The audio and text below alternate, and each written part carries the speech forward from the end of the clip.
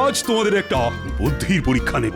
উত্তর দিতে পারলে বুঝবো মাইনে দিয়ে আমি ঠিকঠাক লোকজনই পুষছি, আর না পারলে বুঝবো কতগুলো আহাম্মককে প্রতিপালন করে যাচ্ছি। ঠিক আছে মহারাজ, প্রশ্ন করুন। কেউ না পারলেও আমি জানি যে আমি ঠিক পারবো।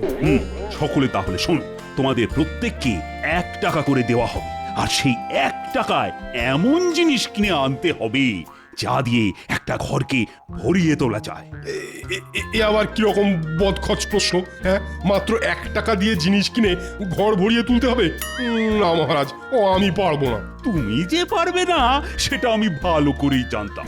মাথায় তো তোমার ঘিলু বলে কিছু নেই, পুরোটাই গোবর, তাও আবার পচা।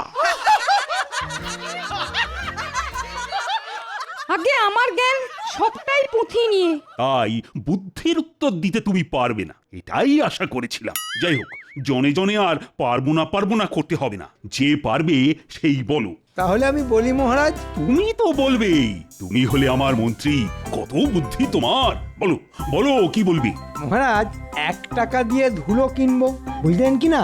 1 টাকায় বস্তা বস্তা ধুলো হবে, আর সেই ধুলো ঘরের মধ্যে ছড়িয়ে দিলেই ঘর ভর্তি। কি মহারাজ, ঠিক বলেছি কি না? আমার মাথায় কত বুদ্ধি। ওটা বুদ্ধি নয়, ওটা হলো দুর্বুদ্ধি, যেটা তোমার মাথায় বেশ ভালোই আছে। এ আহাম্মক, ধুলো দিয়ে ঘর ভরিয়ে দিলে সেটা কি আর ঘর থাকবে? সেটা তো তখন আস্তাকুড় হয়ে যাবে। না মানে থাক, আর কাঁদুনি গাইতে হবে না। ছি ছি ছি ছি, এই তুমি হলে আমার মন্ত্রী? আমার ভাবতেই লজ্জা হচ্ছে যে তোমার মতো একটা আকাট কিনা আমার মন্ত্রী। গোপাল, এবার তুমি বল। আগে মহারাজ, 1 টাকা দিয়ে আমি একটা বড় দেখে মাটির প্রদীপ, তেল আর পলতে কিনে আনবো। তারপর অন্ধকার ঘরে প্রদীপ জ্বালিয়ে দিলেই প্রদীপের আলোয় সারা ঘর ভরে যাবে। এই না হলে গোপাল। জয় গোপালের জয়, জয় গোপালের বুদ্ধির জয়। শেখো শেখো মন্ত্রী, শেখো, এখনো সময় আছে। পারলে ছুতো এ নাতায় গোপালের সমালোচনা না করে ওর কাছ থেকে শেখো। না হলে যতই চেষ্টা করো না কেন, সারা জীবন বুদ্ধির খেলায় তোমায় গোপালের কাছে হেরেই যেতে হবে। কিন্তু তোমার মুখ থেকে আর একটা কথাও শুনতে চাই না। তবে একটা কথা আজ কান খুলে শুনে নাও, গোপাল যদি আমার সম্পদ হয়, তাহলে তুমি হলে আমার চলমান আপদ। যাও যাও, দূর হয়ে যাও, তোমার মুখ আর দেখতে চাই না আমি।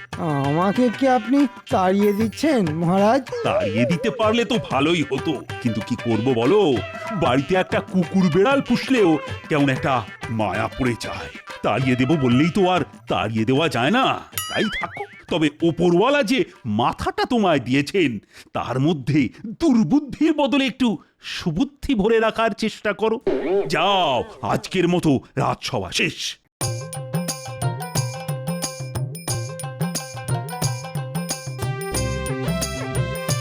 গোপাল গোপাল গোপাল, গোপাল যেন ভগবান, আর আমাকে কি না কুকুর বেড়ালের সাথে তুলনা করা। দূর দূর, জীবনে ঘেন্না ধরে গেল।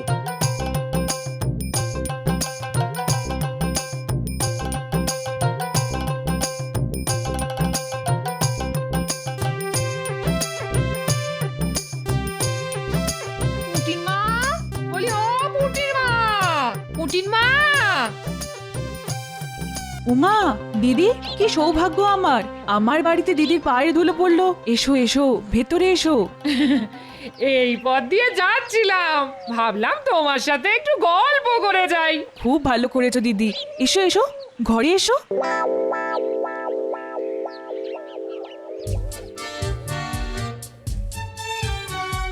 আরে কি হলো কি? রাজসভা থেকে ফিরে কখন থেকে দুটো ভাতের জন্য বসে আছি। বলি, ভাত দেবে নাকি? দিচ্ছি দিচ্ছি, আমার তো আর 10টা হাত নেই যে বলা মাত্র ভাতের থালা সামনে চলে আসবে।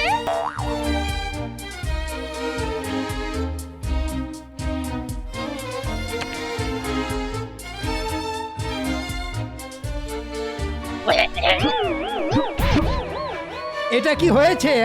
এটা কি ডাল না নুন ছাড়া ফ্যান? আর এটা কি তরকারি না গরুর জাবনা? অমন করে চেঁচাচ্ছ কেন? না চেঁচাবে না, জঘন্য রান্নার জন্যে না চেঁচিয়ে তোমায় মাথায় তুলে নাচবে। কেউ বলেনি আমার মাথায় তুলে নাচতে। দেখো, মুখে মুখে তর্ক করো না, আমার মন মেজাজ কিন্তু ভালো নেই। বুঝতে পেরেছি, নিশ্চয়ই মহারাজের কাছে ধ্যাতানি খেয়ে এসেছো আর রান্নার ছুতোয় ঝাল ঝাড়ছো আমার উপর। তবে একটা কথা আজ পরিষ্কার করে বলে দিচ্ছি, কারণে অকারণে আমার উপর মেজাজ দেখালে আমিও কিন্তু ছেড়ে কথা বলবো না, বলে দিচ্ছি। কি করবে? তুমি কি করবে? কি করব? বেশি তেজ দেখালে না জম্মের মতো বাপের বাড়িতে বসিয়ে দিয়ে আসবো। কি? এত বড় কথা!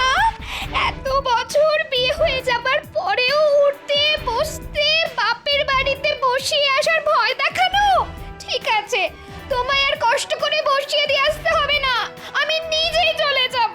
হ্যাঁ হ্যাঁ, কত যাবে আমার জানা আছে। বলি, এমন সুখ আর পাবে কোথায়? তোমার সুখ নিয়ে তুমি থাকো, আমি চললাম। হ্যাঁ হ্যাঁ, যাও যাও, তবে আর কখনো যদি ফিরে আসো না তাহলে মুখের ওপর দরজা বন্ধ করে দেব। তোমার মতো লোকের সংসার করতে না আর জীবনেও ফিরে আসবো না, জীবনেও না।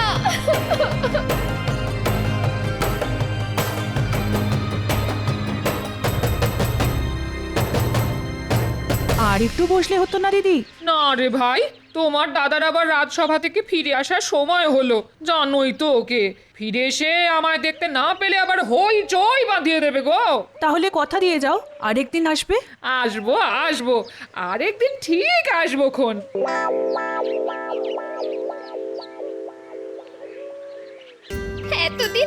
এতদিন সংসার করার এই পুরস্কার, একটু স্নেহ ভালোবাসা তো নেই, উল্টে উঠতে বসতে দাঁত খিঁচুনি আর গঞ্জনা।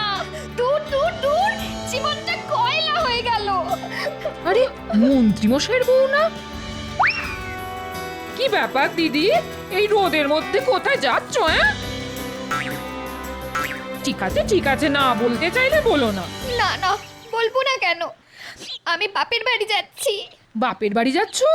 ও মা, সে তো খুব ভালো কথা গো। তা পায়ে হেঁটে কেন? গরুর গাড়ি কিংবা পালকি কই? আমার এই যাওয়াটা আনন্দের যাওয়া নয় গো গোপালবু, ভাবতে পারো আমি চিরকালের মতো চলে যাচ্ছি। উমা, সে কি অলক্ষণে কথা? কেন? দিন রাত শুধু খিটখিট আর গঞ্জনা, আর সহ্য করতে না পেরে তুমি আবার এসব কথা কাউকে বলো না যেন। না না, কাক পক্ষীতেও জানতে পারবে না।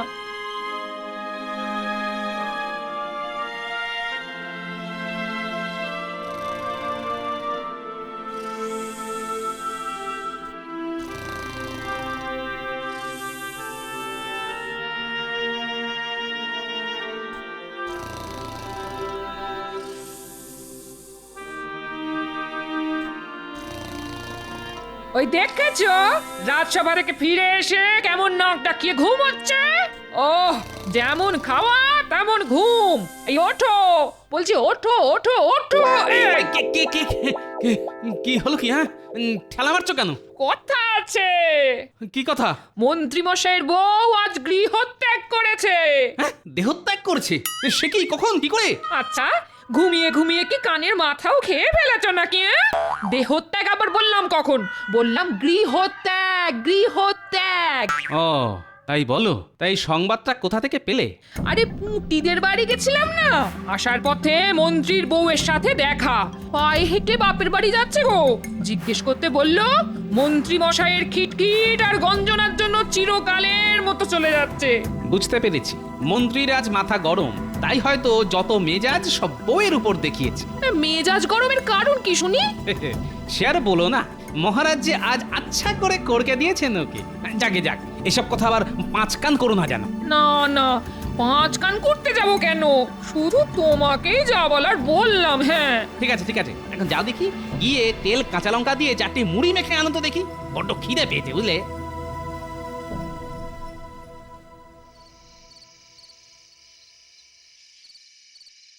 ওহ, খিদের চোটে পেটের মধ্যে নাড়ি ভুঁড়ি অবধি হজম হয়ে গেল মনে হচ্ছে। সেই কখন ভাত চাপিয়ে এসেছি, যাই দেখি ফুটলো কিনা। মন্ত্রীমশাই, মন্ত্রীমশাই, গেল গেল গেল রে, সব পুড়ে গেল। কি পুড়ে গেল রে ঘটা? গিয়ে দেখলেই তো হয়। কি পুড়ে গেল মন্ত্রীমশাই? ভাত। তা আপনি হঠাৎ ভাত রাঁধতে গেলেন কেন? গিন্নিমা কোথায়? বাপের বাড়ি। কবে ফিরবেন? মনে হয় আর ফিরবে না, কারণ তেজ দেখিয়ে চলে গেছে। তবে আমিও আর যেচে ওকে ফিরিয়ে আনতে যাব না, তাতে যা হবার তা হবে। কিন্তু তাহলে আপনার রান্না বান্না করে দেবে কে? সেটাই একটা বড় সমস্যা। আমি যে ঘর কন্যার কাজ কিছুই জানি না। ভাতগুলো কিভাবে পুড়ে গেছে দেখ। তাহলে কি খাবেন? ওই মুড়ি টুড়ি চিবিয়ে থাকতে হবে।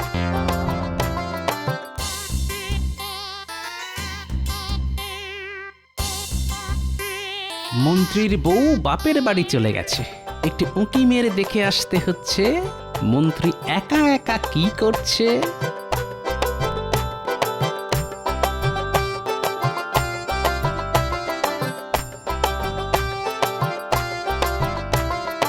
আমি বলি কি, গিন্নিমা যদি সত্যি সত্যি ফিরে না আসেন তাহলে আপনি একটা বিয়ে করে ফেলুন। বিয়ে এই বয়সে কে দেবে আমায় মেয়ে? কি যে বলেন না, আপনাকে কে মেয়ে দিতে চাইবে না? আরে আপনি হচ্ছেন মন্ত্রী, একবার হ্যাঁ বলেই দেখুন না, মেয়ের বাবারা সব আপনার দোরগোড়ায় হতে দিয়ে পড়ে থাকবে। বলছিস?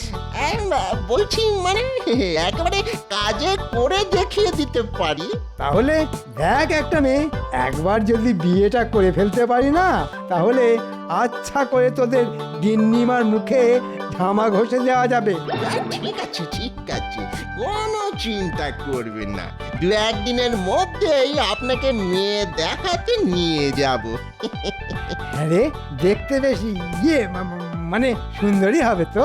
একেবারে ডানা কাটা পলি। আহা, তোরা কি ভালো রে, ওপরওয়ালা যেন ঠিক সময়ে তোদের পাঠিয়ে দিলেন। তাহলে এই সব যুক্তি হচ্ছে, একটা বউ যেতে না যেতেই আরেকটা বিয়ে করার মতলব। ঠিক আছে মন্ত্রী, তোমার দ্বিতীয়বার বিয়ে আমি দেব।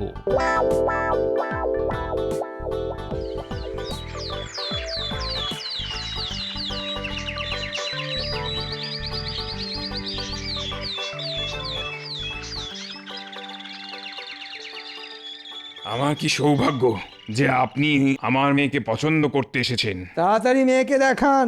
হ্যাঁ হ্যাঁ হ্যাঁ, এই তো আনতে বলছি। কি গো, আরে শুনছো? আরে খুকিকে নিয়ে এসো।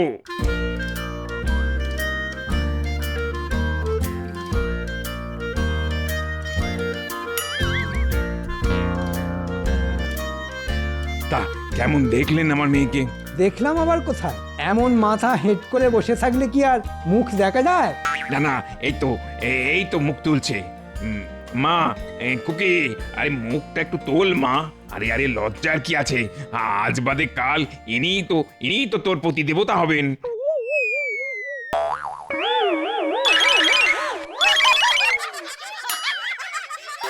বটা, আগে এই তোর ডানা কাটা পড়ি। সবই তো ঠিকই আছে, শুধু ওই চোখের মনি দুটো ছাড়া আর কি। তবে তবে ভাত রাঁধতে পারে খুব ভালো। হ্যাঁ, নিকুচি করেছে তোদের রান্নার। মস্করা হচ্ছে, আমার সঙ্গে মস্করা হচ্ছে। আজ তোদের মেরেই ফেলবো।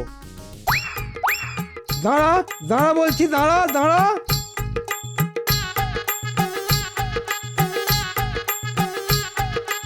দাঁড়া দাঁড়া বলছি, দাঁড়া দাঁড়া।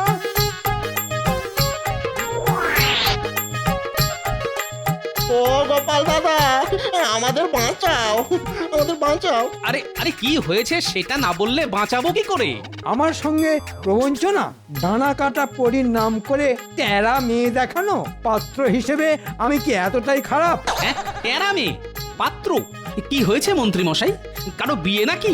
সেটা তোমার না জানলেও চলবে। ঠিক আছে, পরে বুঝে নেব তোদের।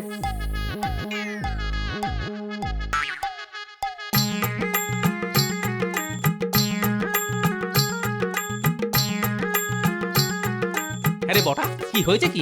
কেন কেন তুমি জানো না? কই না তো। মন্ত্রীগিন্নি তো মন্ত্রী মশাইকে ত্যাগ দিয়ে চলে গেছে। রান্না বান্নার কেউ নেই দেখে আমরা একটা সম্বন্ধ করেছিলাম। তা মেয়ের সবই ভালো, শুধু একটু টেরা। এই যা, এই তাতেই মন্ত্রী মশাই আমাদের ওই মারতে তাড়া করলেন, বলো দেখি। ও বুঝতে পেরেছি। ঠিক আছে তোরা যা, তবে বেশ কিছুদিন আর মন্ত্রীমশাইয়ের ধারে কাছে যাস না, যা রেগে আছে।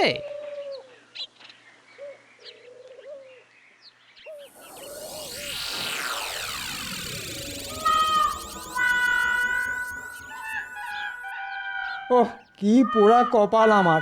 আমি এ রাজ্যের মন্ত্রী, ঘরে সোনাদানা টাকা পয়সা কোনোটারই অভাব নেই, তবুও বিকিরির মতো মুড়ি চিবোতে হচ্ছে। মন্ত্রীমশাই, ও মন্ত্রীমশাই! উফ, ঠিক এই সময় টেকোটা আবার এলো কেন? ভেতরে এসো। এগুলো দিতে এলাম, মানে আমার গিন্নি আপনার জন্য এগুলো পাঠিয়েছে। কি আছে ওতে? ওই সামান্য কিছু খাবার দাবার, ভাত, মাছের মাথা দিয়ে ডাল, রুই মাছের কালিয়া, পুঁটি মাছের টক। আমার জন্যে? কই দেখি দেখি। উই বাবা, কত খাবার!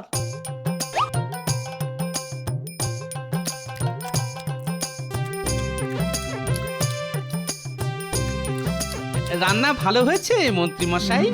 ভালো, ভালো ভালো, খুব ভালো, যাকে বলে একেবারে বিশ্বের ভালো। আমার গিন্নি বলেছে যতদিন না আপনার বিয়ে হচ্ছে ততদিন এরকম খাবার আপনার জন্য পাঠিয়ে দেবে। সেটি আর হচ্ছে না। ভালো খাবার মুখে যেতেই মন্ত্রীর মনের দরজা মনে হচ্ছে খুলে যাচ্ছে। কেন হচ্ছে না? পাত্র হিসেবে আপনি কম কিসের?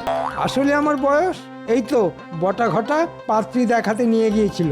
ওরে বাবা, কি বলবো, সে কি টেরা! মন্ত্রী মশাই, আপনি হয়তো চিরকাল আমাকে শত্রু ভেবে এসেছেন, কিন্তু আমি বরাবরই আপনার বন্ধু। তাই আদেশ দিলে আপনার জন্য একটা পাত্রী দেখি। আছে নাকি তেমন কোনো পাত্রী? আছে মানে বুঝলেন, একটু বয়স হয়েছে বটে, তবে যেমন কাজে কর্মে তেমনি দেখতে শুনতে আপনার সঙ্গে যা মানাবে না, যাকে বলে রাজজটক। তাহলে পাত্রীর বাবার সঙ্গে কথা বলো। আগে আগে বাবা মা কেউ তো নেই, যা করার তা আমাকেই করতে হবে। এবার বলুন আপনি রাজি কিনা? এতদিন পরেও সে যখন ফিরে এলো না, তখন এ বিয়েতে আমি রাজি। তবে পরশু দিনেই খুব ভালো লগ্ন আছে, তাহলে 4 হাত এক করে দিই। আমি তাহলে আসি। ওরে বাবা, মেয়ের বিয়ে দেওয়া বলে কথা, আমার এখন কত কাজ।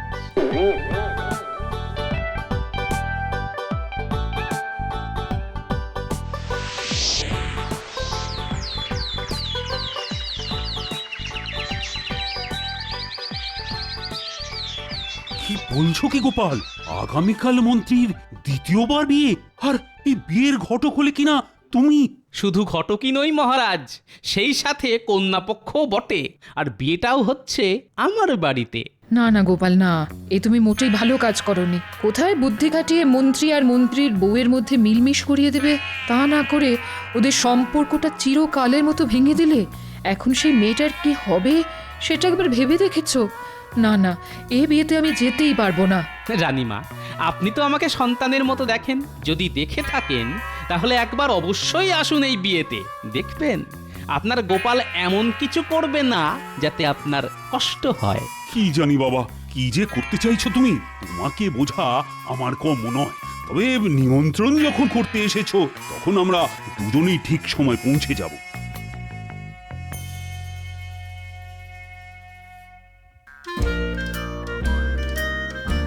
আর তো সময় নেই, এবার কন্যাকে আনা হোক। শুভ দৃষ্টির সময়ের সমাগত। হ্যাঁ হ্যাঁ হ্যাঁ, এই তো আনছি, শুধু মহারাজ এসে গেলেই। হ্যাঁ, আমরা এসে গেছি গোপাল। তাহলে শুরু হোক শুভ দৃষ্টি। পাত্রীকে নিয়ে এসো। চলুন মন্ত্রী মশাই, শুভ দৃষ্টি করবেন, চলুন। দেখবেন পাত্রীকে দেখলেই একেবারে গলে যাবেন।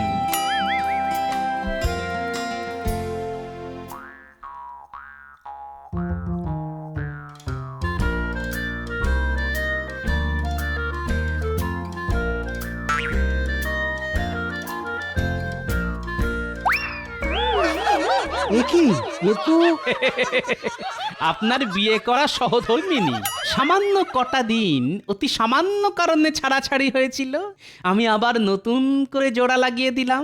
কি রানীমা, আপনার মুখ রাখতে পেরেছি তো?